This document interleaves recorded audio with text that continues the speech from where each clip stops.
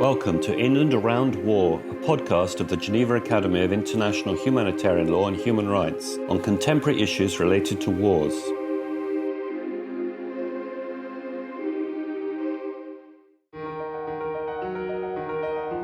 In the third episode of Season 2 of the Geneva Academy's podcast, In and Around Wars, Brian Lender, who is an alumnus of the Geneva Academy and the Deputy Emergency Director of the World Food Programme, tells us about the most pressing challenges regarding hunger in and beyond armed conflicts. Hello everyone, and welcome to In and Around Wars, a podcast produced by the Geneva Academy of International Humanitarian Law and Human Rights. I am Antonio Coco, and I am a lecturer in international law at the University of Essex, an alumnus of the Geneva Academy LLM program, and a former teaching assistant at the Geneva Academy. Today, I'm co-hosting this episode with my friend Anna Srovin Coralli. Hello, Antonio, and hello to all of our listeners. So my name is Anna Srovin Coralli, and I'm a teaching assistant at the Geneva Academy and a PhD student at the Geneva Graduate Institute. This is the third episode of the second season of the podcast. And if you have listened to our previous episodes for this second season, you will have realized that we are focusing on particularly interesting stories of alumni of the Geneva Academy. We discussed their experience as it relates to the things that you have learned at the Academy and to their professional activities. As usual, we have a very exciting guest today, and our guest is Brian Lender. So Brian is the Emergency Deputy Director of the World Food Programme and alumnus of our program of the Geneva Academy called Executive Master in International Law in Armed Conflict, Generation 2017. Very warm welcome, Brian. Thank you. Thank you, Antonio. Thank you, Anna. It's great to speak with you and provide this opportunity to extend some of my experience and thoughts on these issues. Good to be here. We are very excited, Brian. So let's start head first into your professional activity with the World Food Programme. The World Food Programme is quite well known. It won the Nobel Prize for Peace in 2022. It is an international organization within the United Nations family, which provides humanitarian assistance in the form of food provisions, particularly all around the world. And you have been with the organization for a few years now, if I am correct. How did you get there? It's been a while I've been with the World Food Programme. I joined at the end of 2009, and I'd spent prior to that nearly 2 decades with the Office of the United Nations High Commissioner for Refugees. So I was already in the humanitarian field and with the United Nations, and this opportunity with the World Food Programme came up. So I joined and shifted to the headquarters here in Rome, where I'm speaking to you now. So I've spent my whole life in this area of work, whether it's refugees and forced displacement, or now more about the direct assistance that we're providing to communities beyond refugees and internally displaced, to communities that are affected by war and conflict, primarily around the world. Brian, that's super interesting. And it seems also somehow natural transition, right? From your previous experience. Now, what I wonder is your title is Emergency Deputy Director. But what does your work actually entail in practice? Like, what do you do? And do you focus on any particular areas or countries? So within the World Food Programme, here at headquarters, we have a department that's focused on emergency response.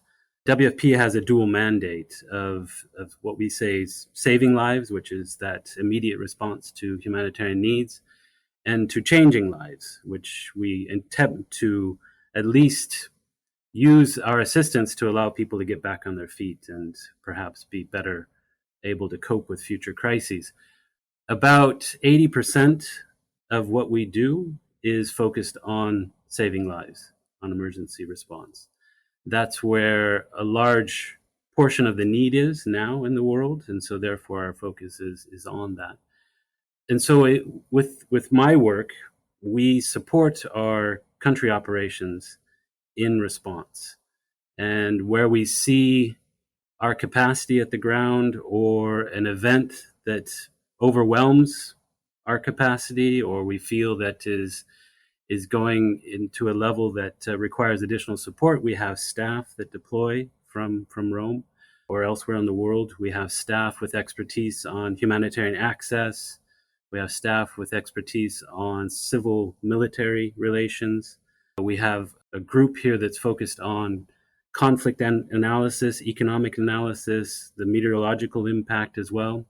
So we're providing analysis, staff support directly, expertise, and my role is to try to direct that and try to make sure that we are able to support our operations on the ground as effectively as possible, and ensure that we've got a good handle on what actually is happening and what are the projections that we need to be concerned about and therefore prioritize.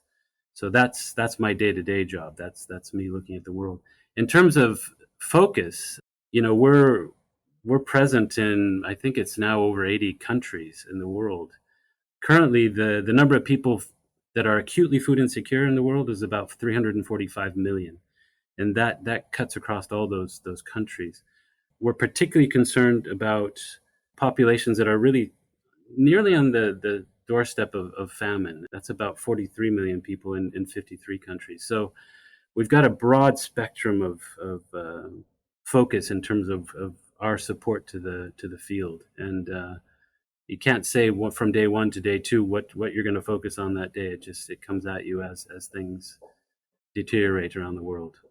And if I can just follow up, Brian, on this, where this passion of yours come from for really this topic and to deal with, in general, starvation, famine, food insecurity? Why? Well, I think I kind of grew up in the system. I joined the United Nations High Commissioner for Refugees in Hong Kong in 1989. I mean, I don't want to show my age here, but it's quite a while ago. And I found an affinity for that work where you're helping people that are the most marginalized and in need of help. And I found them very compelling and very attuned to my own thinking, in the sense that you always want to help, and how do you best channel that energy to try to help people. And I think moving to the World Food Program only deepened that, because food is so immediate, and food is such a foundation of society in so many ways, whether it's a cultural affinity that a particular country has, or whether it's just simply people trying to survive. It's so fundamental to society. And so for me in the World Food Program, it's that immediate connection that I have. It's that immediate ability to say that you actually delivered something that could save a life. And I think it's a passion that I think I've just grown with throughout my life. So much to unpack there, Brian.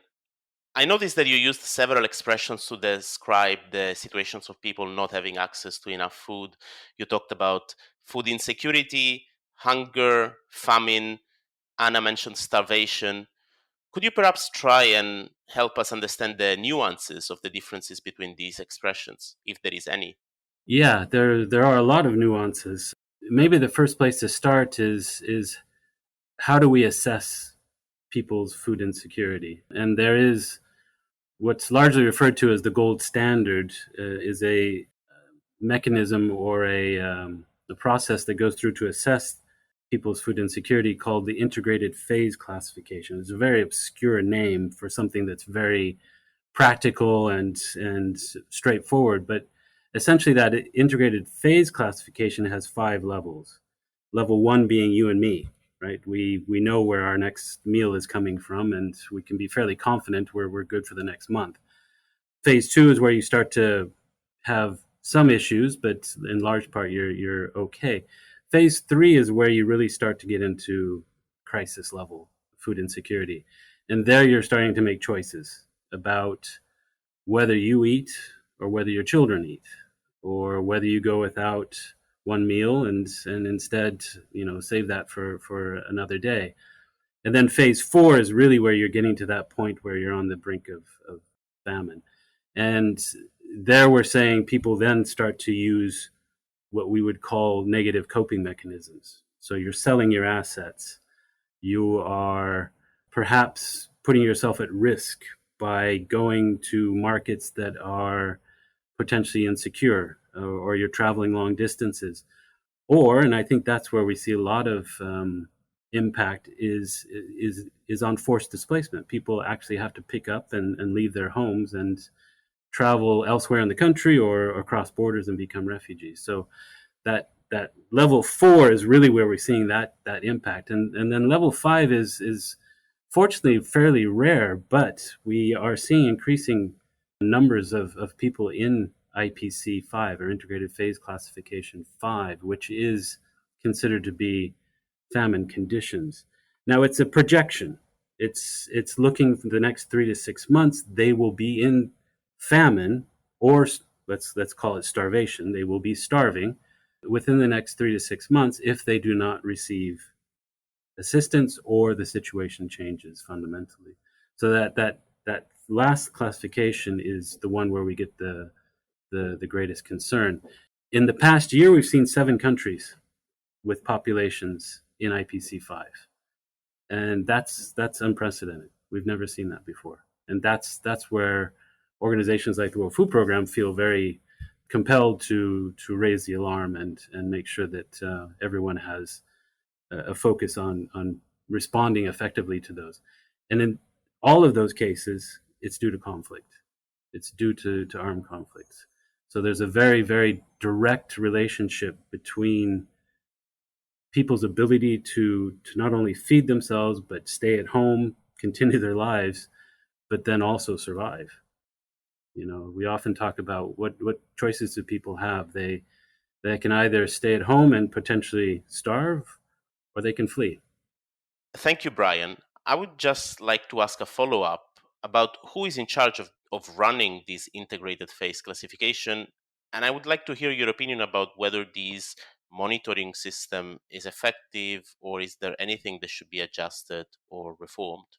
It's a joint effort. So it is organizations like WFP, like the Food and Agricultural Organization of the United Nations, NGOs, non-governmental organizations, and others that are looking at the data that's available in the country. And that's house-to-house assessments, that's phone assessments. You know, if you don't have access to particular communities, those are indicators, economic indicators, and other things that are brought together.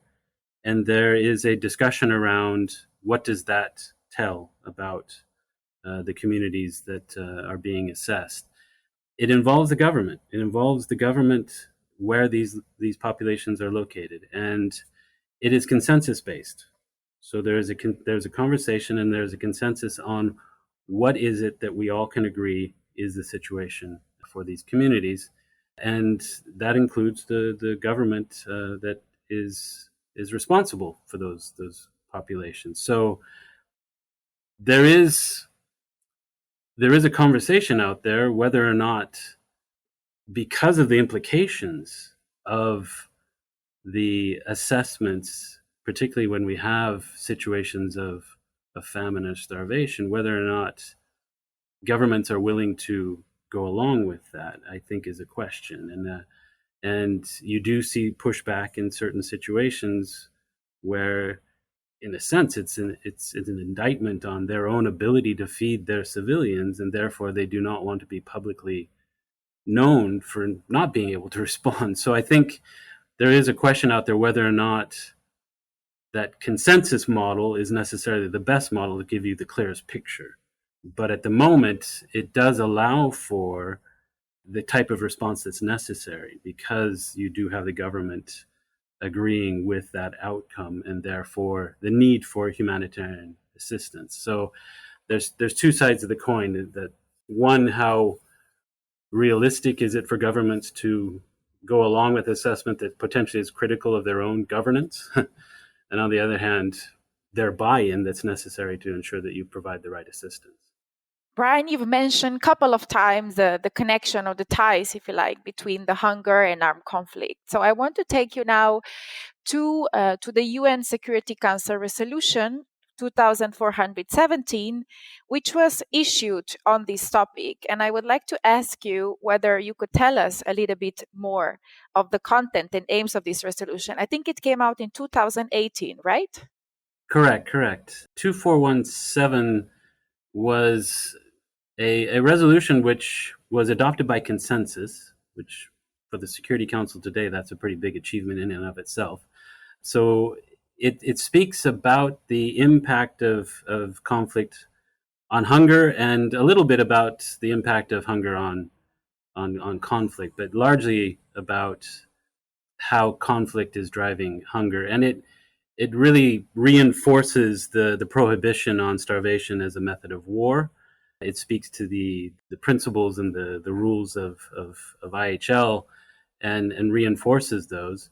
But then I think importantly, what it adds at the end is a mechanism to report to the Council when there is evidence of starvation being used as a method of war. There's three ways of doing that. One is through the Secretary General himself raising concern with the Council, and there's calls for regular reporting on that. And then there's also inclusion in the regular reporting on the protection of civilians to include this as a particular focus. And so in both cases, the World Food Programme is quite involved. We have been reporting informally to the Council on the resolution ever since its adoption. So we reported 2 times a year on situations where we know that starvation was being utilized in war.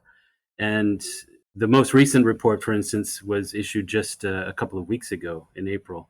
I say this, it's informal. We have a member state, in this case it was Switzerland, that will take the report and put it to a committee within the Council that then has this informal briefing. And we've really tried to push the recommendations to allow for them to try and find a way to implement something in relation to what we're trying to report on. And I must admit that I think the implementation has been difficult. We haven't seen the Council responding to the recommendations we're putting forward in a very concrete way. There's a lot of interest. I wouldn't say that there's no interest in this, but how do you actually implement a response to that? So the latest report, we focused on the situation in Eastern Democratic Republic of the Congo, so the Kivus. We focused on Burkina Faso, where we've had an insurgency in the north that now is impacting the Gulf of Guinea countries as well. And we focused on Haiti. And Haiti is where we've seen the gang warfare have a huge impact on food security, to the extent that at the end of last year, we saw what I referred to earlier, IPC 5, so as evidence of famine being created in Port-au-Prince, in the town of Port-au-Prince. So 20,000 people were being put into a situation of starvation by the gangs at that point because we did not have humanitarian access. So we felt that that was significant enough to report to the Council. And just to follow up on this, Brian, so it seems to me, based on what you say, that where things get blocked is somehow at the Security Council, right? At the point where they should be then actually implementing your recommendations. But I wonder, do you think there is another way, if the UN Security Council issues a next resolution on this topic, could there be a way to make this more efficient, that you can have maybe even more straightforward approach, if you like, to the countries, so that the things don't get blocked when you have to report back and then they have to approach the concerned country itself? What do you think would strengthen these resolutions, or a new one? Well, I think one of the big issues for reporting on the resolution is evidence.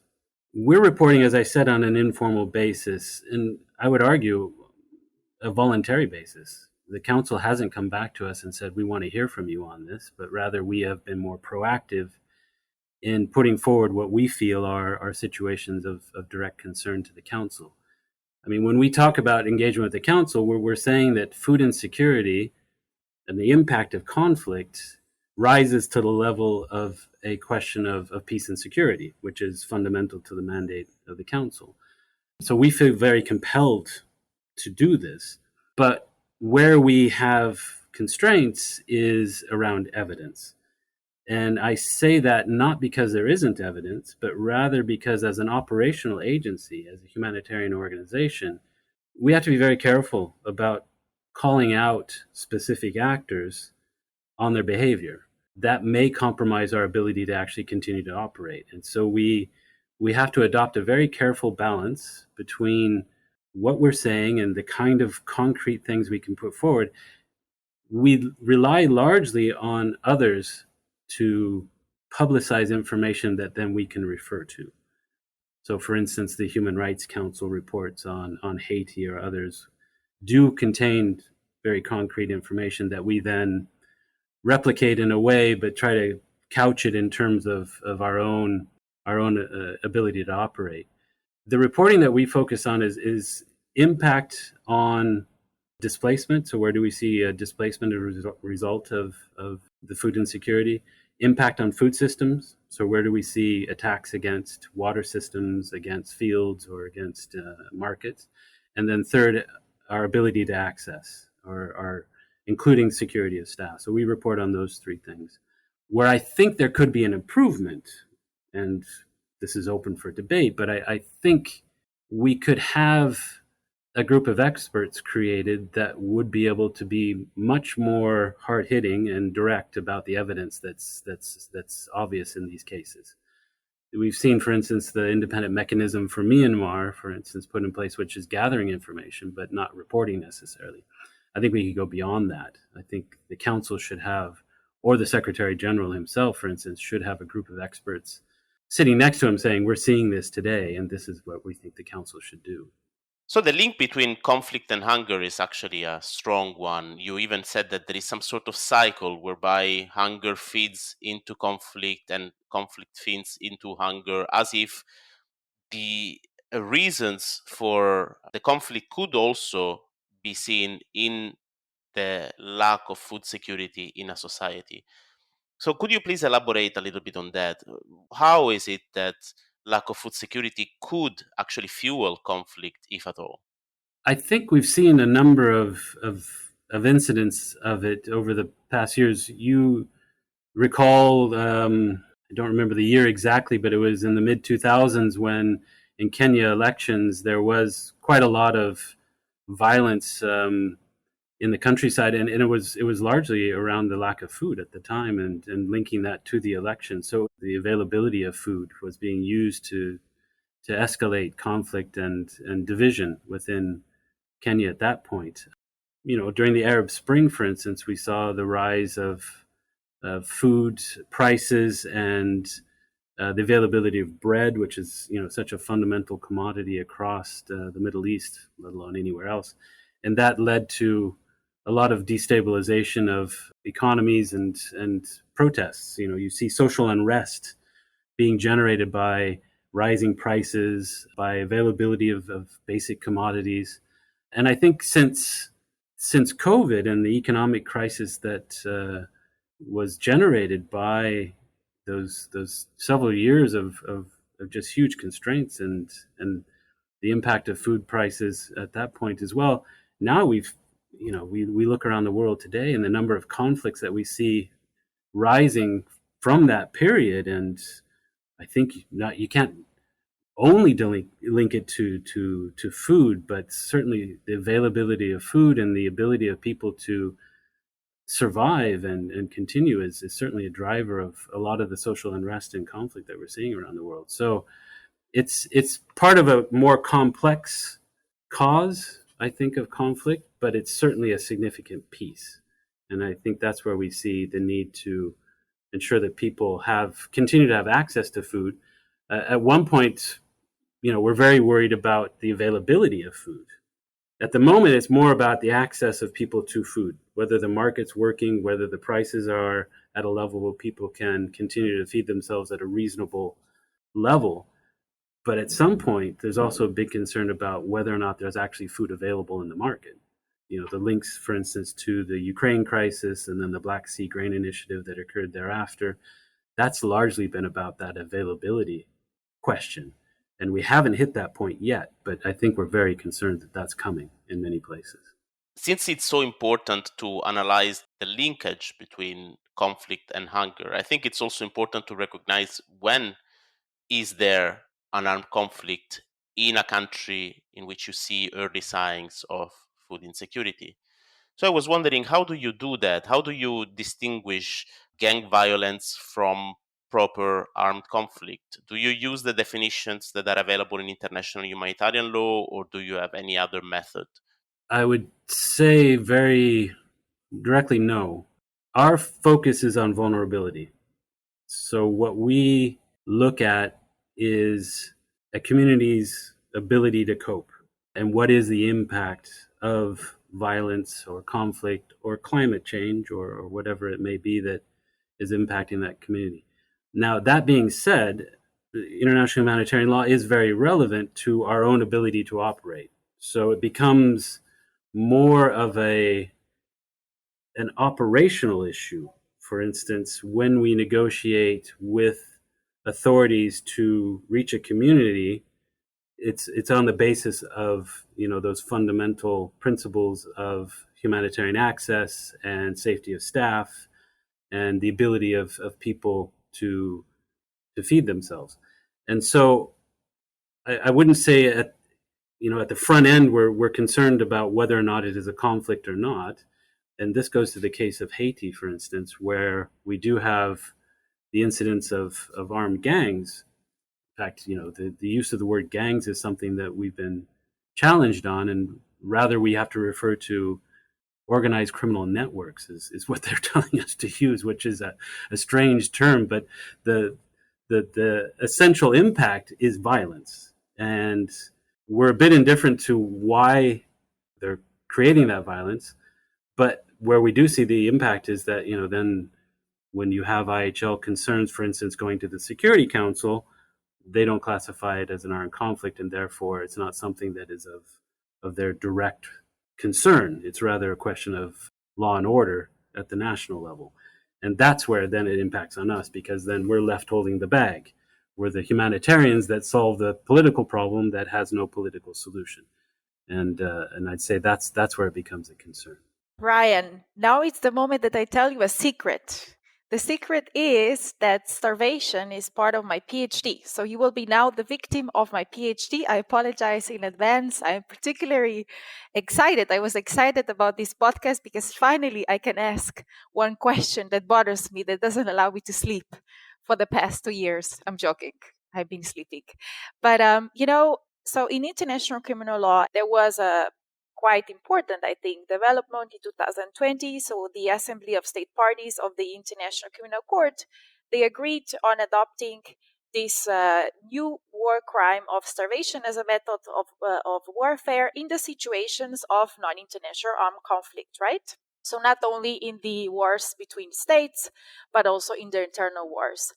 So on the one hand, you've stressed many obstacles which you face in situations where you said, so even the gangs, they wouldn't classify or they wouldn't correspond to the violence to reach a threshold of international armed conflict. Still, I wonder whether this development has been helpful to your work in any way. And I also wonder, what is your opinion? Do you think that this war crime can be committed by failure to act? So I'm thinking of these situations where, for instance, you have occupying powers not providing the food to the civilian population in the occupied territories, or even situations when the state party blocks.